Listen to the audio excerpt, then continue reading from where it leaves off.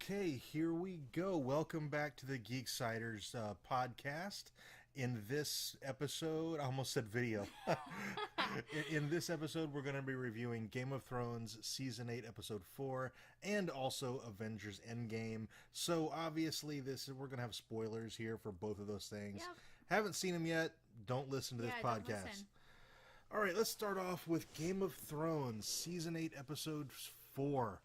I gotta tell you, I'm not happy with this episode at all. Yeah, it just we're really sorry, but it just wasn't that good. Yeah, we were just talking about this, and we're like, we really don't want to do a podcast and just shit all over this episode, but like, I'm sorry, it just wasn't that good. There's not a whole lot of good things to say. And even the things that were good later turned out to not be good. Well, first of all, the big thing is it definitely seems like they're doing the Mad Queen. Yeah. Which has been a fan theory for like the last 4 years. So it really does feel like Dave and Dan, are those guys' names? I think. It really feels like Dave and Dan, or they just went on a bunch of blogs and read all the fan theories and went, let's do that. That sounds like a great idea. Yeah. Like they didn't have anything of their own to do, so they just did that. I don't know. It seems so very obvious that it just feels, I don't know. It's lazy. It's lazy. Yeah. Like, I really hope they don't do the Mad Queen. It just seems so obvious that if they do it, I'm going to be really just like you were saying right before we hit record, Targaryens are prone to insanity. Yeah. So for Dany to go insane, it's like, well, then that's the way it was going to go the whole time. Yeah, and like, that's just... well, duh. Okay, so what was the point of the entire story? Yeah. Why did we spend all this time and effort reading and watching this story if this was how it's going to go? Because, well, duh. And the whole thing really does. It's felt, at least to me anyway, from the very beginning, that this was Dany's story. Yes. And for it to go this route and take this turn, I don't know, it feels cheap. Yeah, kind of. Yeah. Yeah. And you know, and Dany had this moment, and even this moment for her was taken away from me. So she had this moment where she makes Gendry a lord, and I was like, oh, you know, ever since she came to the north, she's been kind of a bitch, and I really don't like this because I love Dany. Dany is my favorite character, so yeah. I am so hard team Dany. And so I haven't liked, ever since we've come to the north, I have not liked Dany. She's not been herself. So this was like, oh yes, Dany moment. And then they ruined it by having Jon and his buddies, and then her jealous look at her. And I was like, she didn't do this out of the goodness of her heart. She did it to manipulating. one up Jon. Well, she not did just it to one up Jon, but like to one up his buddies. Like, I don't. They ruined it. See, I didn't get that vibe. It was a know. manipulative move. Yeah, move it on was her very part. manipulative. It was see, to I'm good too. gain the loyalty of Gendry and the people he's going to be ruling over. Like it was strategically and diplomatically a brilliant move. Yeah. But her motivation wasn't pure. Yeah, and that's what killed it. That was the thing. It was like, yeah, it was manipulative to, you know, to get Gendry and all that. But yeah, it wasn't just that. It was because Tormund was, you know, the guys were all circulating around Jon, and they he rode a dragon, and he did this, and he did that, singing his praises. Yeah, singing his praises, and that's why she did this grand gesture, was kind of to be like, well, I can be queenly too. It was out of jealousy almost. Like, they ruined this grand gesture, and even if it was manipulative to get this house, this newly created Baratheon house on her side, you know, all things like this are done in such a way. Mm-hmm. They still ruined it by making it out of jealousy. Like, I didn't get, maybe a little bit of jealousy for sure. I definitely didn't see that as her primary motivation. I didn't until they had that circle around John, and I was like, oh my god, that like I don't. They did that, and then that was my. I was like, oh well, that's why she did that. I got she was being very cold and calculated, because at first it seems like, you know what, this is the right thing to do. This is, and then it was like, no, I'm being cold and calculating, and that's what ruined it for me. I didn't get the jealousy angle at all. Yeah, I totally got the jealousy angle, that she was jealous of John, and that's why she was kind of like, oh, hey, attention on me. I'm doing this great thing for Gendry. I'm queenly, too. I didn't get that. No. All right, let's move on to John revealing his secret. Okay, so Sansa takes an oath to never tell anyone ever. And then, of course, tells everyone. And then immediately tells Tyrion, who immediately tells Varys. So Sansa's an oath breaker. Yeah. Which is a horrible thing to be in Game of Thrones. Yeah. So I don't know what kind of repercussions are going to come about for her because of that, but I definitely think something's coming for him. Yeah. But it's also not surprising at all. No, for sure. As soon as he told Daenerys that he had to tell Sansa and Arya, I was like, he can totally tell Arya because she'll keep it secret. She'll keep it secret. She doesn't really give a shit. Like, she could care less who's ruling the kingdom as long as she can kill Cersei. But he should absolutely not tell Sansa, because Sansa will use it to her every advantage. Mm-hmm. Advantage, yeah. I just went pure Westeros there. Yeah, you did. I've had half a bottle of wine tonight, and it's his fault. Sansa tells Tyrion, and I thought for sure she was telling almost... she told somebody else, too, because I don't know who all she told, but Tyrion, or... what's his face? The bald one. Varys asked how many people know, and he said it's because Tyrion told him. Yeah, and he's like, she told Tyrion, Tyrion told him. Yeah, I don't know, but like he was like, oh well, then everybody's gonna know the secret's out, and I'm like, I thought for sure she was telling Brienne, but no, she was just filling Brienne in on everything that happened when Dany's fleet got sunk. So let's talk about that. Another dragon down. God, Dany is irresponsible with her dragons, and that makes me very, very mad. And apparently there's a clue in this episode, or in the preview for the next episode, about a possible fourth dragon. And I sure hope so, since she's irresponsible with her current dragon. She needs a backup dragon. I did not catch that at all, but Jon's dragon is dead, presumably. I mean, it took a bunch of those giant arrows, one right through the neck. Definitely seems dead to me. And if you did catch the clues to the fourth dragon, can you clue us in the comments? For sure. Like, let us know what was this clue. We'll go back and rewatch the episode. We'll like shit. If you're like really into this and know the hour and minute and all that stuff, like let us know where to watch this. But otherwise, just let us know like what this clue was. We'll look it up. Yeah.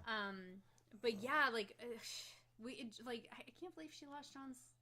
Yeah, and it came out of nowhere. Like, it was a shocking. She might have did that deliberately. No, I'm kidding. For sure.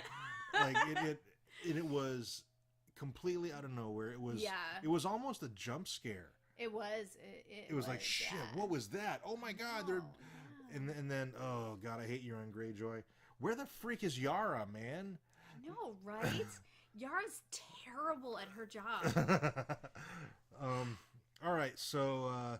End of the episode, Dany's been convinced to at least give Cersei a chance to surrender so that Dany doesn't have to burn down King's Landing and kill a bunch of innocents. Cersei, of course, doesn't take this opportunity. No, she doesn't. And she executes Missandei, which has seen a ton of backlash. Yeah. After last week when basically all of the Dothraki were killed off, half the Unsullied, and now a bunch more Unsullied in this episode when the ship sank and Missandei was executed. It's like I don't think this is the message they're trying to put across, but it definitely comes across that people of color are expendable in the Game of Thrones universe. Yeah, it definitely comes across that way. Like they're.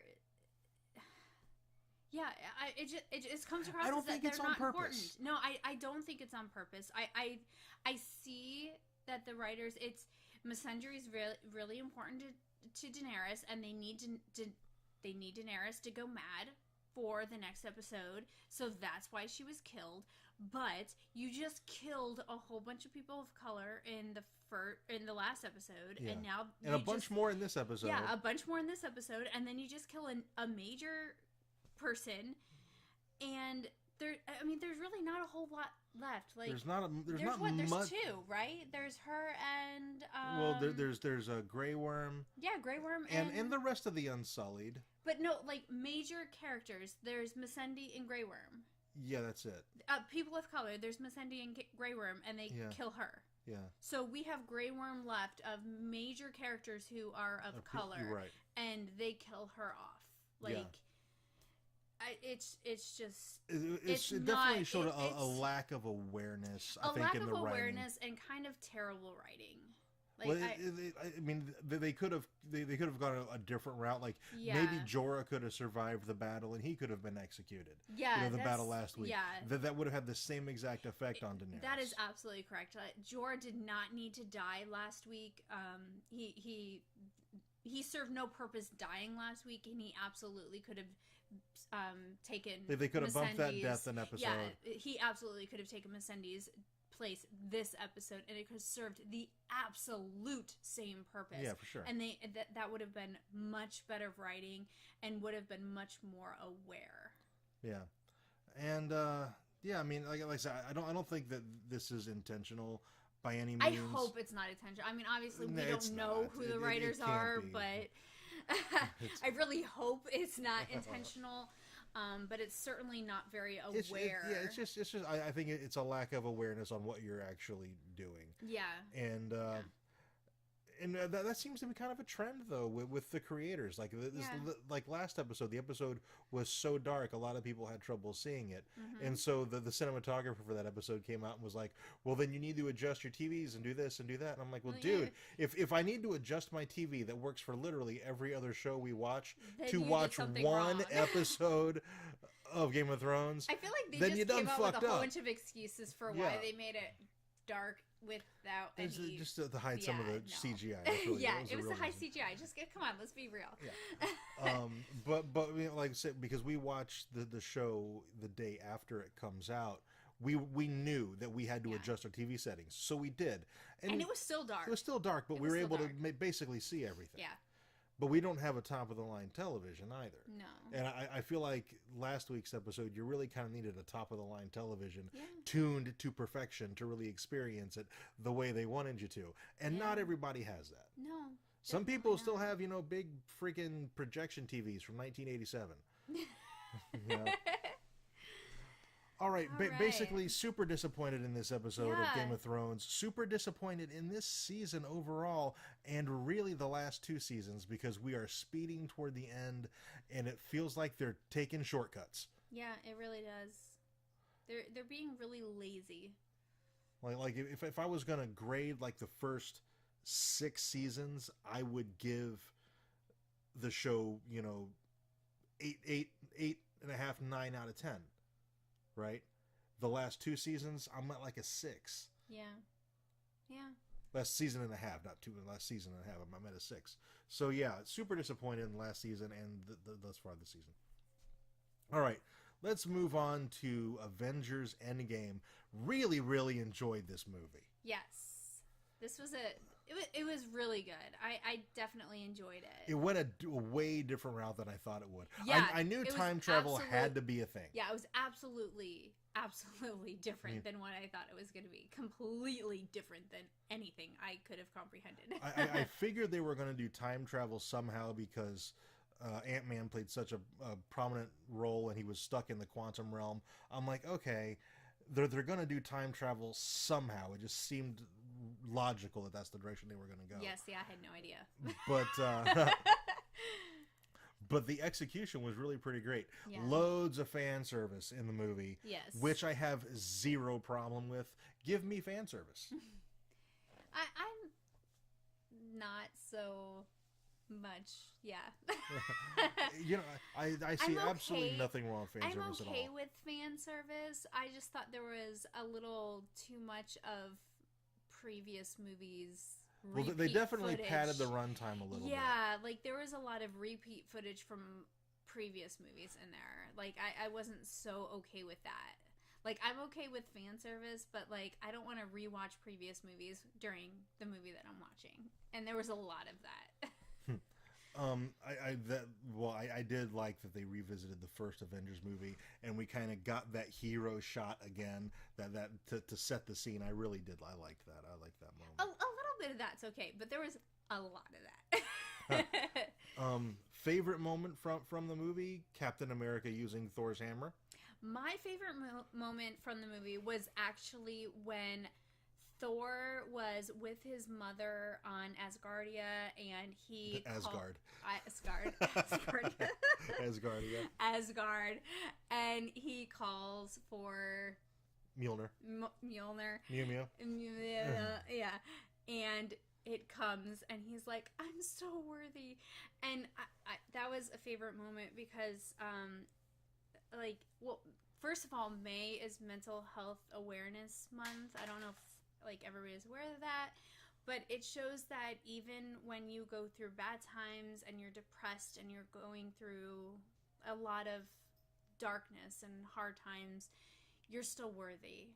And I felt like that was such a deep thing for them to put in that movie. So I really, really liked that moment, and I really liked that it was his mom that kind of talked him back around and got him back into brought him back to Thor. Yeah, because she's been dead since Thor: The Dark World, I think. Yeah. So that was really, I think that was probably my favorite moment. I also Captain Marvel. One of the things I was worried about with this film is that Captain Marvel would just show up and win the day. Like, she would just dominate everything, and the other characters in the final battle would be afterthoughts. The focal point would be her versus Thanos, and it didn't go that route. Yeah, she turned the tide. She was like Gandalf showing up at the end of the Helm's Deep battle. She turned the tide, but it wasn't completely focused on her, and I think that was the exact right way to do it. Yes, but I also think that she wasn't utilized enough. She was barely in the movie. They kind of hyped her up. She filmed this before she filmed Captain Marvel. Yeah. So I think they had to keep her screen time limited because she had to go film her movie. But so it was she was splitting time. They had Captain Marvel come out right before, and it just felt like she was going to be such a pivotal part of this movie, and then she was barely in it, and I'm kind of fine with it because I wasn't. She's going to be the focal point for Phase 4, I think. I was a little disappointed. I really wanted her to do more. That was one of my biggest disappointments in this movie, is that when they did get all the stones, I was like, why the hell did they not call her back to Earth to come help? I think they had, and that's why she showed up. It took her a while to get there. Oh, I don't know. They didn't show them calling her. They didn't show that. So I was like, what the hell? Really, honestly, she should have been the one to use the gauntlet. Although Hulk using it made sense. It made total sense. But she should have been there before they even used it, and I don't know. Her part in the movie was disappointing to me. I felt like she should have been utilized more. I was fine with it. I think she's going to play a very prominent role in Phase 4. I think they didn't want to overshadow the existing characters with her. Yeah. With in their final film. Yeah, that makes sense. Yeah, I don't know. I just felt like they hyped her up so much, and then the only thing she really did was take down the mothership. and she helped Spidey get the gauntlet away from Thanos and his minions and stuff. Yeah. So I mean, she played an important role. She didn't outshine the original heroes, which is the danger you run into when you introduce such a powerful character like that. Yeah, that is true. So the movie was fantastic. Was it a once in a lifetime movie the way it's kind of been hyped by some of the people I know? No. Not really. I liked Infinity War a little better, but I did really, really enjoy Endgame. I'll probably go see it in the theater again. Yeah, I probably will. You can go see it. I'll go. I'll watch Connor. Okay. Yeah. I basically I really enjoyed it. I didn't think it was anywhere near as good as people made it out to be. I don't know. Maybe I'm a little more cynical. Well, it's the culmination of over a decade of work. Yeah. So I understand the build up toward it and being excited for it. But it's not that it didn't deliver. It 100% did. But it's not a once in a lifetime film experience. No, yeah. But it absolutely 100% did deliver. Yeah. I agree. I think it absolutely delivered. I definitely feel like it closed the series, and it felt like a finish, and it felt satisfying, and I mean they killed Tony Stark. It'll be interesting to see if they replace Iron Man. Maybe they do. There's another character in the Iron Suit now in comics. I haven't been keeping up with Marvel Comics in a while, so I don't know who's in the suit now. I don't know who's in the suit now, but I know there was a comic with I think it's a black teenage girl with an afro. Yeah. I don't know what her name is. But she's gorgeous and she looks really cool, and I think she would be awesome. I think that would be a cool Maybe way they'll do to something go like because that. she's young and she's fresh and I don't different. see Gwyneth Paltrow picking up where Robert. No. I don't know. Gwyneth Paltrow, she just seems kind of pretentious. I don't know if she really likes being in these movies or if it's just a paycheck for her. I don't know. She seems really pretentious. I just feel like it needs to be young Somebody and new. fresh. Somebody new. Like if you stick with an older character, you're gonna be stuck with the older audience. You're not going to bring in a younger audience, and I feel like you need to bring in that younger audience. And if you go younger, like look at the Spider-Man, Spider-Man's a younger character. It's bringing in that younger audience. Yeah. And if you go with that younger Iron Man, the younger the younger character. Yeah, that younger character. I think she could bring in that younger audience. Yeah. So that could be really interesting. Now, I have not read that comic, so I don't know if that... Yeah, I don't know anything about that I know character. Nothing. I just know that, that like, my friends who have read that comic love her. So I'm going based on that I know, like, my friends really love her, and they love her, her character. They love her quirkiness, and so... I think that would be really cool, and it's different. It's so different. Like I don't feel like you can go with anybody anywhere near close to Tony, because we've seen that. Yeah, we've seen that for over 10 years. Yeah, we've already seen that. We need somebody completely different from Tony. You need to do something completely different. They also killed off Black Widow. Yes. And Black Widow has her own movie coming up. So we worked out our own little fan theory today, because the new Spider-Man Far From Home trailer dropped, the second trailer for that, and it looks like they're introducing the Spider-Verse in Spider-Man Far From Home. So if they're introducing the Spider-Verse, the multiverse, the Black Widow movie could be an alternate timeline version of Black Widow, which could be really cool. Yeah. Because that brings in a host of possibilities for bringing in Iron Man from a different universe for a cameo, or other characters that we haven't seen in a while. So I'm super jazzed for Phase 4 after Endgame and what they're doing with Phase 4. I don't know what they have slated besides the next Spider-Man movie and Black Widow. I don't know what else is on. I mean, there's a bunch of TV that they got planned. I think I saw there's going to be a Miss Marvel TV series on the Disney streaming service. I think I heard something about that. That might be kind of cool. Phase 4, I mean, I'm pretty hyped for it because it's going to be entirely different. Yeah. I'm really excited for that. Like we've seen all these characters. They're done.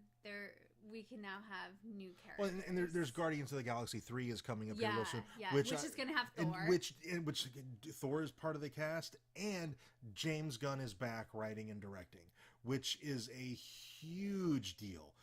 the fact that they brought him back after he got fired because of some controversy that I think was very much overblown. I'm really excited that James Gunn is back. So I think Guardians of the Galaxy 3 is going to be awesome. Spider-Man is going to be awesome. We'll wait and see what happens with Black Widow, if it makes any sense. Yeah, because we have no idea about Black Widow. If they do Black Widow as a straight prequel, it's not going to work. It'll be the first time they've ever done really, like you just finished this big 10-year arc.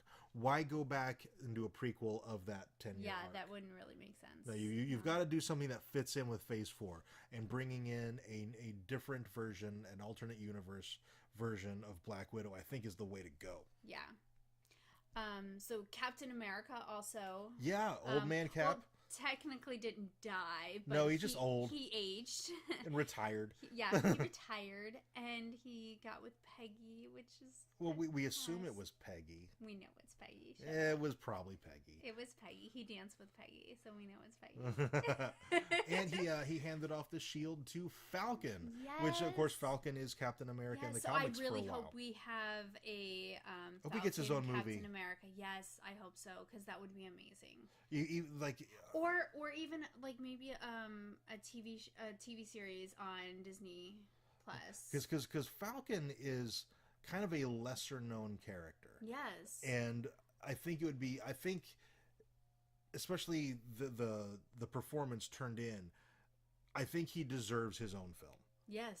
And I think he would do a good job. I think he would do a fantastic job as Captain. Yeah. Yeah. All right, I think that's all we got. We're at the 26, almost 27-minute point of this episode, and I think that's pretty much all we have. We probably missed some stuff. I'm sure we missed some stuff, but if we did, we can talk about it in the comments. Yeah, so. you can tweet at us. You can follow us on Facebook. Where can people find you, Anna? I am across the board on all social media at Anastasia Cosplay. Anna is ANNA. And yeah, we can talk about all of this stuff on any of that. And I'm cosplaying a whole bunch of lovely stuff. I run all of the Geeksiders Podcast social media. Everything is Geeksiders. Facebook is the Geeksiders Podcast. Twitter is Geeksiders. Instagram is I think it's still just Geeksiders, not the Geeksiders Podcast. I think it's just Geeksiders. Everything should be Geeksiders. Just look that up and you should find it. All right, that's it for this time. We will see you all next week. Thanks very much for listening. Bye.